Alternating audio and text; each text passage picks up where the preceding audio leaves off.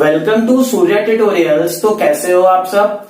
अपने last video में हम लोगों ने जो है क्लास 10th के अरिहंत के सैंपल पेपर के लाइव प्रोसेस के न्यूट्रिशन के सभी एमसीक्यूज और असर्शन और रीजन बेस्ड क्वेश्चंस को सॉल्व कर लिया था। आज के वीडियो में हम लोग जो है अपने चैप्टर नंबर 1 जो कि हमारा लाइव प्रोसेस है उसके रेस्पिरेशन के एमसीक्यूज और असर्शन और रीजन बेस्ड क्वेश्चंस को सॉल्व करेंगे। तो ये क्वेश्चंस जो है आपके सीबीएसई के टर्म फर्स्ट के एग्जाम्स के पॉइंट ऑफ व्यू से बहुत इंपॉर्टेंट होंगे। तो चलिए स्टार्ट करते हैं। तो अब हम लोग जो है रेस्पिरेशन के अरिहंत के सैंपल पेपर के मल्टीपल चॉइस क्वेश्चंस को सॉल्व करेंगे।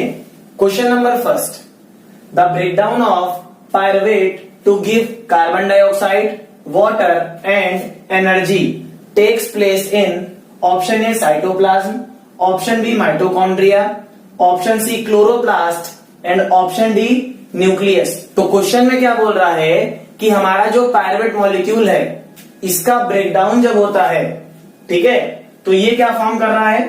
आप लोग देखिए कि हमारा जो पायरुवेट मॉलिक्यूल है इसके ब्रेकडाउन होने पर ये CO2, वाटर और एनर्जी की फॉर्मेशन कर रहा है। तो क्वेश्चन में हमसे बोल रहा है कि ये जो प्रोसेस हो रही है ये कहां पे अकर होती है। तो इसका करेक्ट आंसर क्या हो जाएगा, that is option B mitochondria.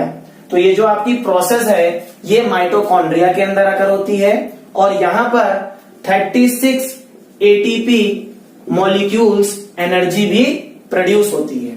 इसीलिए हम लोग क्या बोलते हैं, इसीलिए हम लोग माइटोकॉन्ड्रिया को क्या बोलते हैं, power house of the cell भी बोलते हैं, क्योंकि यहीं पे क्या हो रहा है, यहीं पे हमारी एनर्जी प्रोड्यूस हो रही है। तो इसका करेक्ट आंसर क्या हो जाएगा, that is option B mitochondria. तो अब हम लोग जो है अपने नेक्स्ट क्वेश्चन को देखते हैं, दैट इज क्वेश्चन नंबर 2। तो क्वेश्चन में क्या बोल रहा है कि what is observe when air is blown from mouth into a test tube containing lime water.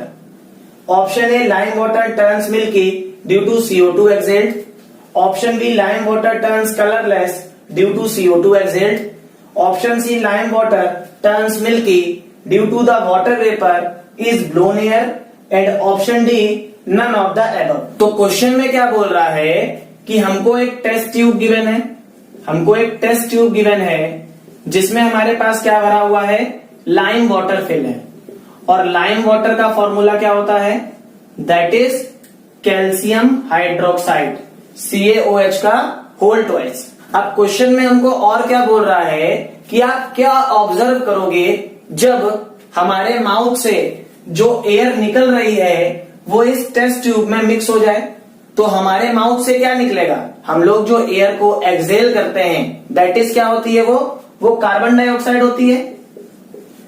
तो अगर ये कार्बन डाइऑक्साइड हमारे बीकर के अंदर चली जाएगी तो calcium hydroxide carbon dioxide gas के साथ रिएक्ट करेगा और रिएक्ट करने के बाद ये कैल्शियम कार्बोनेट की फॉर्मेशन करेगा। और ये कैल्शियम कार्बोनेट क्या कर देगा, हमारा जो लाइम वाटर है उसको मिल्की कन्वर्ट कर देगा। ये मैंने आप लोगों को पढ़ाया है। तो इसका करेक्ट आंसर क्या हो जाएगा, that is option A, lime water turns milky due to CO2 exhaled. तो अब हम लोग जो है अपने नेक्स्ट क्वेश्चन को देखते हैं, दैट इज क्वेश्चन नंबर 3। तो क्वेश्चन में हमसे क्या बोल रहा है कि हमको करेक्ट सीक्वेंस बता दो कि किस तरीके से जो हमारा यीस्ट होता है इसमें एनएरोबिक रिएक्शन होती है। तो ऑप्शन ए में क्या बोल रहा है कि ग्लूकोज जो है पायरुवेट मॉलिक्यूल की फॉर्मेशन करता है और ये पायरुवेट जो है एथेनॉल और CO2 की फॉर्मेशन करता है हमारे माइटोकॉन्ड्रिया के अंदर। ऑप्शन बी में क्या बोल रहा है कि ग्लूकोज जो है पायरुवेट मॉलिक्यूल की फॉर्मेशन करता है और ये पायरुवेट जो है लैक्टिक एसिड की फॉर्मेशन करता है साइटोप्लाज्म के अंदर। ऑप्शन सी में क्या बोल रहा है कि ग्लूकोज जो है पायरुवेट मॉलिक्यूल की फॉर्मेशन करता है और ये पायरुवेट मॉलिक्यूल लैक्टिक एसिड की फॉर्मेशन करता है माइटोकॉन्ड्रिया के अंदर। और ऑप्शन डी में क्या बोल रहा है कि ग्लूकोज जो है हमारे पायरुवेट मॉलिक्यूल की फॉर्मेशन करता है, और ये पायरुवेट मॉलिक्यूल जो है इथेनॉल और CO2 की फॉर्मेशन करता है हमारे साइटोप्लाज्म में। तो आप लोग याद करिए, मैंने आप लोगों को पढ़ाया था कि हमारा जो यीस्ट होता है ये एब्सेंस ऑफ ऑक्सीजन में क्या करता है, एथेनॉल की फॉर्मेशन करता है, और ये एथेनॉल की फॉर्मेशन कहां पे करता है, तो हमारे साइटोप्लाज्म के अंदर करता है। तो इसका करेक्ट आंसर क्या हो जाएगा, दैट इज ऑप्शन डी। तो अब हम लोग जो है अपने नेक्स्ट क्वेश्चन को देखते हैं, that is question number 4। Which of the following structure is involve in the gaseous exchange in woody stem of a plant? Option A stomata, option B lenticels, option C guard cells and option D epidermia. तो question में क्या बोल रहा है कि हमको 4 option given है और हमको ये बताना है कि कौन सा एक ऐसा ऑप्शन होगा जो रिस्पॉन्सिबल होगा वुडी स्टेम में गैसेस का एक्सचेंज कराने के लिए। तो आप लोग याद करिए, मैंने आपको बताया था कि जो हमारे बड़े बड़े ट्रीज होते हैं, जो लार्ज ट्रीज होते हैं, वहां पे क्या होता है कि लेंटिकल्स की हेल्प से, जो उनकी वुडी स्टेम होती है, उनकी वुडी स्टेम पे जो छोटे छोटे पोर्स होते हैं, जिसकी वजह से क्या होता है, गैसेस का एक्सचेंज होता है। तो वुडी स्टेम में क्या प्रेजेंट होता है, लेंटिकल्स पाए जाते हैं, जिनकी वजह से गैसेस का एक्सचेंज होता है। तो इसका करेक्ट आंसर क्या हो जाएगा, that is option B, lenticels. इसी तरीके से अब हम लोग जो है अपने नेक्स्ट क्वेश्चन को देखते हैं, दैट इज क्वेश्चन नंबर 5। तो during vigorous physical exercise lactic acid is formed from glucose inside the muscle cell because option A there is a lack of oxygen, option B there is a lack of water, option C there is a lack of carbon dioxide and option D none of the above. तो question में क्या बोल रहा है कि जब हम लोग एक्सेसिव एक्सरसाइज करते हैं तो क्या होता है, उस कंडीशन में हमारी जो मसल सेल्स होती हैं वो लैक्टिक एसिड की फॉर्मेशन करती हैं। तो हमसे बोल रहा है कि आखिर ऐसा क्यों होता है। तो इसका करेक्ट आंसर क्या होगा कि जो हमारी ऑक्सीजन गैस है, जो हमारी मसल्स होती हैं, वहां पर क्या होता है, वहां पे एक्चुअल में ऑक्सीजन की कमी हो जाती है, जिसकी वजह से क्या होता है, लैक्टिक एसिड की फॉर्मेशन होती है, और कभी कभी क्या आते हैं, मस्कुलर क्रैम्प भी आते हैं। तो इसका करेक्ट आंसर क्या होगा, that is option A, there is a lack of oxygen. तो अब हम लोग जो है अपने नेक्स्ट क्वेश्चन को देखते हैं, that is question number 6। How does the exchange of gases occur in a roots of a plant? Option A through lenticels, option B through root stomata, option C through root hairs and option D none of the above.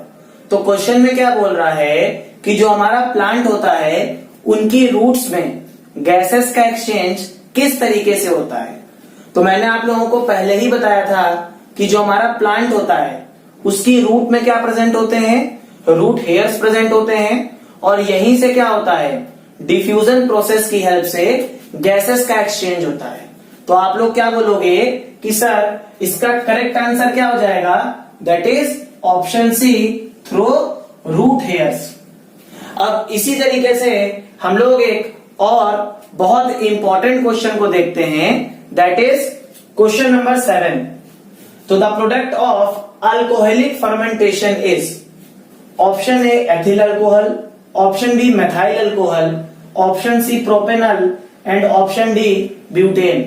तो सबसे पहले मैं आपको बता दूं कि ये सारे नेम जो है आप लोग जब कार्बन एंड इट्स कंपाउंड पढ़ोगे तो वहां आपको सब पढ़ाया जाएगा, लेकिन फिर भी हम लोगों से क्वेश्चन क्या पूछ दिया कि अल्कोहलिक फर्मेंटेशन का प्रोडक्ट क्या होता है। तो इसका करेक्ट आंसर क्या हो जाएगा, that is option A, ethyl alcohol. ठीक है, आप लोग जो इथेनॉल बोलते हो जिसको, उसी को क्या बोला जाता है, इथाइल अल्कोहल बोला जाता है, और ये हमारा क्या होता है, CH3CH2OH। ठीक है, तो इसका करेक्ट आंसर क्या हो जाएगा, that is option A, ethyl alcohol, और कहीं कहीं पे आप लोग इसको इथेनॉल भी बोलोगे। Question number 8।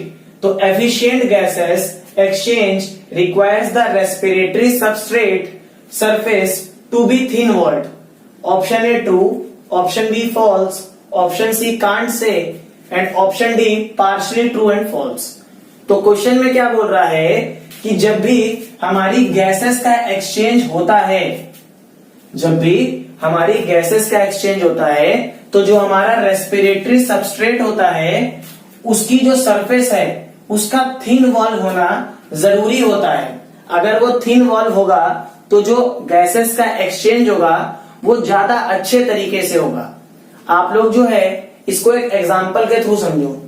अगर आप लोगों को एक दीवार में होल करना है तो अगर दीवार जो है हमारी पतली होगी तो बड़े आसानी से हम लोग उसको होल कर सकते हैं, लेकिन अगर दीवार मोटी होगी तो उसको होल करने में दिक्कत होगी कि नहीं होगी।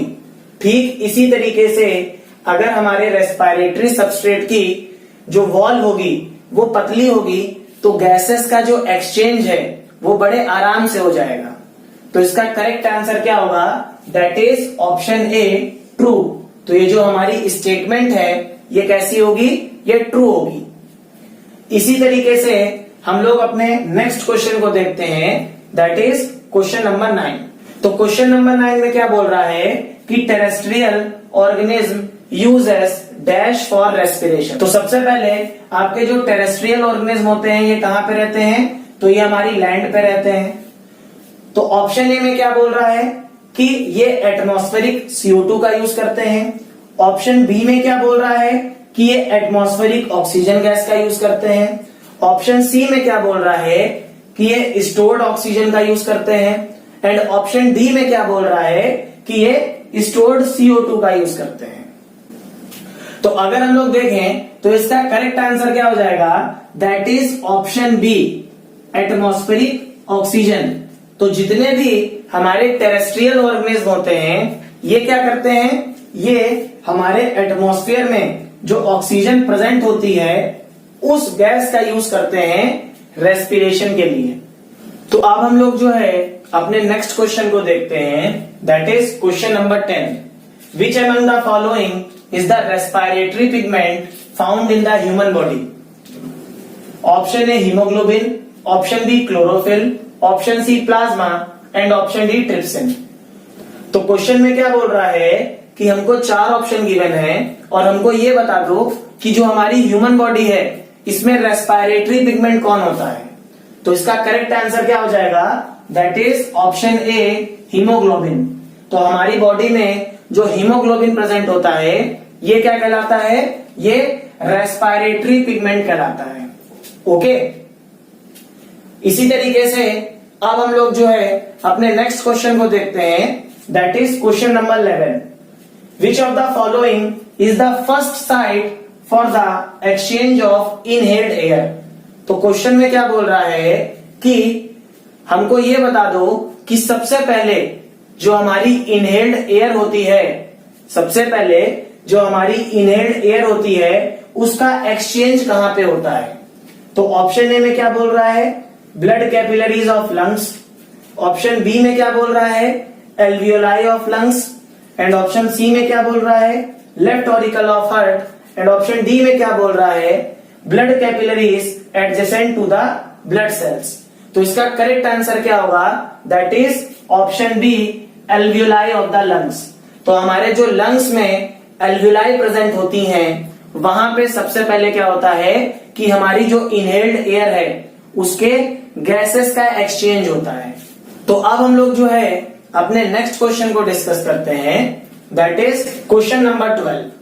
तो क्वेश्चन में क्या बोल रहा है कि which is the correct sequence of air passage during inhalation? तो क्वेश्चन में बोल रहा है कि जब हम लोग एयर को इनहेल करते हैं तो करेक्ट पैसेज क्या होता है, क्या सही रास्ता होता है, हमको ये बता दो। तो हमको यहाँ पे 4 ऑप्शन दिए गए हैं। तो अगर हम लोग देखें, आप लोग याद करिए जब मैंने आपको पढ़ाया था तो हमारी एयर कहां से एंटर करती है? नॉस्ट्रिल से एंटर करती है। और नॉस्ट्रिल से एंटर करने के बाद ये कहां पे जाती है? ये फेरिंग्स पे जाती है। फेरिंग्स से ये लैरिंग्स पे जाती है। फिर ट्रैकिया से होते हुए ये कहां पे जाती है? हमारे एल्वियोलाई तक की पहुंचती है। तो इसका करेक्ट आंसर क्या हो जाएगा? दैट इज ऑप्शन डी, तो हम लोग क्या कहेंगे कि जो हमारी एयर का पैसेज है वो इस तरीके से होगा। क्लियर हो गया आप लोगों को? तो अब हम लोग जो है असर्शन और रीजन बेस्ड क्वेश्चंस को सॉल्व करते हैं। तो असर्शन और रीजन बेस्ड क्वेश्चंस को सॉल्व करने से पहले सबसे पहले हमें पता होना चाहिए कि हमारे जो असर्शन और रीजन बेस्ड क्वेश्चंस हैं ये कैसे होते हैं। तो असर्शन और रीजन बेस्ड क्वेश्चन में क्या होता है कि यहां पर हमको दो स्टेटमेंट गिवन होती हैं, एक असर्शन की फॉर्म में और दूसरी रीजन की फॉर्म में। और यहां पर हमारे पास 4 ऑप्शन होते हैं।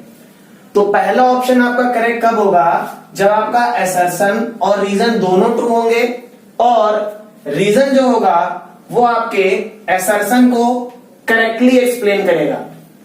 इसी तरीके से आपका जो ऑप्शन बी है वो कब करेक्ट होगा? जब आपका असर्शन और रीजन दोनों ट्रू होंगे और रीजन जो है असर्शन की करेक्ट एक्सप्लेनेशन नहीं कर पाएगा। इसी तरीके से आपका ऑप्शन सी कब सही होगा? जब हमारा असर्शन ट्रू होगा और रीजन फॉल्स होगा। और ऑप्शन 4 आपका कब होगा? जब हमारा असर्शन फॉल्स होगा और रीजन ट्रू होगा। तो यहां से हम लोग जो है अपने नेक्स्ट क्वेश्चन को देखते हैं, दैट इज क्वेश्चन नंबर 13। तो असर्शन में क्या बोल रहा है कि alcoholic fermentation takes place in the absence of oxygen. तो आप लोग याद करिए, अभी मैंने जब आप लोगों को एमसीक्यू बताए थे तो वहां पे मैंने आपको बताया था कि जो अल्कोहलिक फर्मेंटेशन है ये हमेशा ऑक्सीजन की एब्सेंस में होता है। तो ये असर्शन वाली स्टेटमेंट हमारी क्या होगी? करेक्ट हो जाएगी। इसी तरीके से अब हम लोग जो है रीजन को देखते हैं। तो रीजन में क्या बोल रहा है कि इट अकर्स इन यीस्ट। तो हमको सबसे पहले तो उसने ये बताया कि अल्कोहलिक फर्मेंटेशन जो है ऑक्सीजन की एब्सेंस की वजह से होता है। और रीजन में क्या बोल रहा है कि ये हमारे यीस्ट में होता है। तो ये बिल्कुल करेक्ट स्टेटमेंट है क्योंकि हमारा जो अल्कोहलिक फर्मेंटेशन है ये यीस्ट में होता है। और हमारा जो रीजन है ये हमारे असर्शन को करेक्टली एक्सप्लेन कर रहा है और उससे कनेक्टेड है। तो हम लोग क्या बोल सकते हैं कि हमारा असर्शन भी ट्रू है और रीजन भी ट्रू है। और रीजन जो है असर्शन को करेक्टली एक्सप्लेन कर रहा है। तो इसका करेक्ट आंसर क्या हो जाएगा? दैट इज ऑप्शन ए। तो अब हम लोग जो है अपने नेक्स्ट क्वेश्चन को देखते हैं, दैट इज क्वेश्चन नंबर 14। तो असर्शन में क्या बोल रहा है कि respiration is a biochemical process opposite to photosynthesis. तो रेस्पिरेशन क्या है? रेस्पिरेशन जो है हमारी बायोकेमिकल प्रोसेस है और ये जस्ट अपोजिट है हमारे फोटोसिंथेसिस से। तो चलिए हम लोग इसको चेक कर लेते हैं। तो अगर हम लोग रेस्पिरेशन की बात करें तो रेस्पिरेशन में क्या होता है? C6H12O6 जो आपका ग्लूकोज है इसका ऑक्सीडेशन होता है और ये 6 molecules of CO2 plus 6 molecules of water plus energy की फॉर्मेशन करता है। ठीक है। वहीं पे अगर हम लोग फोटोसिंथेसिस की बात करें तो फोटोसिंथेसिस में क्या होता है कि 6 molecules of CO2 plus 6 molecules of water ये मिलके क्या बनाते हैं? ये मिलके C6H12O6 की फॉर्मेशन करते हैं और साथ ही साथ 6 मॉलिक्यूल्स ऑफ ऑक्सीजन भी यहां से रिलीज होती है। तो आप लोग जरा चेक करो कि ये दोनों प्रोसेस जो हैं आपस में क्या है? जस्ट अपोजिट है कि नहीं है? भाई यहां पे क्या हो रहा है? अगर आप लोग इस चीज को इंटरचेंज कर दो, मींस यहां पे जो हमारे फॉर्मेशन हो रही है प्रोडक्ट साइड, अगर आप लोग इसको रिएक्टेंट साइड ले आओगे तो ये रेस्पिरेशन हो जाएगा। तो हमारी जो असर्शन वाली स्टेटमेंट है ये करेक्ट स्टेटमेंट है। अब हम लोग रीजन को देख लेते हैं। तो रीजन में क्या बोल रहा है कि energy is released during photosynthesis. जब भी हमारी फोटोसिंथेसिस होगी तो क्या होगा? एनर्जी रिलीज होगी। तो ये हमारी ट्रू स्टेटमेंट है। तो रीजन भी हमारा करेक्ट हो गया। लेकिन आप लोग जरा चेक करो, क्या इन दोनों स्टेटमेंट के बीच में कोई कनेक्शन है? क्या हमें ये बता पा रहा है कि आखिर रेस्पिरेशन और फोटोसिंथेसिस एक दूसरे से जस्ट अपोजिट क्यों है? तो नहीं बता पा रहा है। तो इन दोनों स्टेटमेंट के बीच में कोई कनेक्शन नहीं है, लेकिन ये दोनों स्टेटमेंट हमारी करेक्ट है। तो हम लोग क्या बोल सकते हैं कि हमारा असर्शन भी ट्रू है और रीजन भी ट्रू है, लेकिन रीजन जो है ये असर्शन को करेक्टली एक्सप्लेन नहीं कर पा रहा है। तो इसका करेक्ट आंसर क्या हो जाएगा, दैट इज ऑप्शन बी। तो अब हम लोग जो है अपने नेक्स्ट क्वेश्चन को देखते हैं, दैट इज क्वेश्चन नंबर 15। तो असर्शन में क्या बोल रहा है कि in woody plants gaseous exchange occur through lenticels. तो अभी हम लोगों ने एमसीक्यू भी सॉल्व किया था और मैंने आपको बताया भी था कि जितने भी हमारे वुडी प्लांट्स होते हैं वहां पर गैसेस का एक्सचेंज होने के लिए लेंटिकल्स पाए जाते हैं, स्टोमेटा नहीं पाया जाता है। तो आपका जो असर्शन वाली स्टेटमेंट होगी ये बिल्कुल करेक्ट हो जाएगी। अब हम लोग जो है अपनी रीजन वाली स्टेटमेंट को देख लेते हैं। तो रीजन में क्या बोल रहा है कि lenticels are specialised cell found with stomata on the stem of the woody plants. तो क्या ये रीजन सही है? ये बिल्कुल गलत है, क्योंकि अभी मैंने आपको बताया कि वुडी प्लांट्स में क्या होता है, लेंटिकल्स पाया जाता है, स्टोमेटा नहीं पाया जाता है। लेकिन ये क्या बोल रहे हैं कि लेंटिकल्स के साथ साथ स्टोमेटा भी पाया जाता है वुडी प्लांट्स में। तो हमारा रीजन क्या हो जाएगा, रॉन्ग हो जाएगा। तो हम लोग क्या कहेंगे कि असर्शन ट्रू है लेकिन रीजन जो है ये फॉल्स है। तो इसका करेक्ट आंसर क्या हो जाएगा, दैट इज ऑप्शन सी। तो आप लोग जरा देखो ऑप्शन सी में क्या दिया गया है, assertion is true and reason is false. तो हमारा ऑप्शन सी जो होगा इसका करेक्ट आंसर होगा। तो अब हम लोग जो है अपने नेक्स्ट क्वेश्चन को देखते हैं, दैट इज क्वेश्चन नंबर 16। तो असर्शन में क्या बोल रहा है कि lungs always contain a residual volume of air. तो लंग्स हमारे क्या करते हैं, ये हमेशा जो है कुछ अमाउंट में अपने पास एयर को कंटेन करते हैं।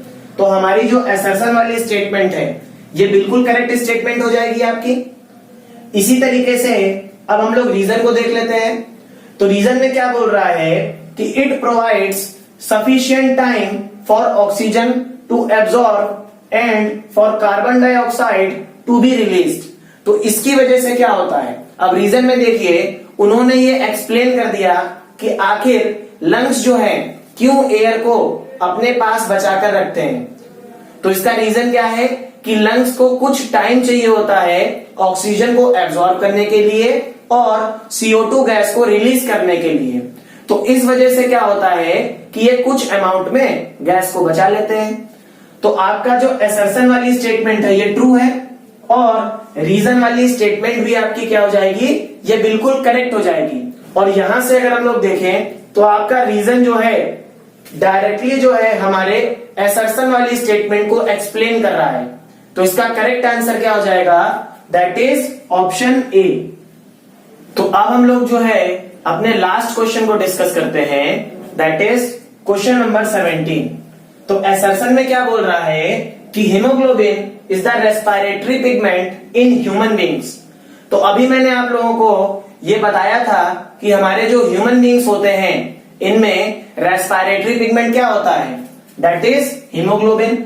तो हमारी जो असर्शन वाली स्टेटमेंट है ये करेक्ट हो गई। अब हम लोग जो है रीजन को देख लेते हैं। तो रीजन में क्या बोल रहा है कि it transport oxygen in the human body. अब ये क्या करता है, एक्चुअल में ये ऑक्सीजन गैस को ट्रांसपोर्ट करता है ह्यूमन बॉडी में।